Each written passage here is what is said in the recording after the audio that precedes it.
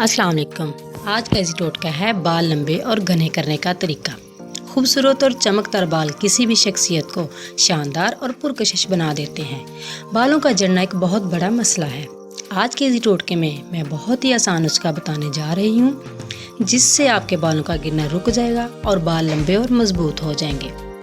इसके लिए सबसे पहले 2 आलू लें और उन्हें धोकर इनका छिलका उतार लें।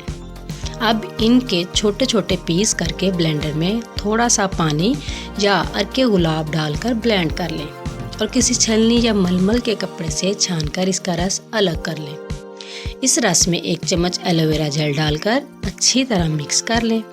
अब इस मिक्सचर को अपने सर की जिल्द में लगाकर मसाज करें।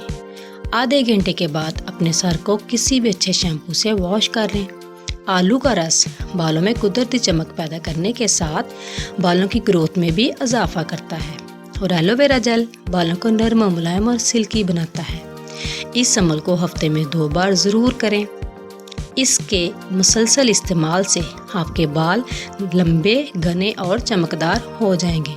वीडियो को लाइक करें, शेयर करें और अगले इजी टोटके के लिए चैनल को सब्सक्राइब करें। अब नेक्स्ट वीडियो तक के लिए इजाज़त दीजिए। अल्लाह हाफिज़।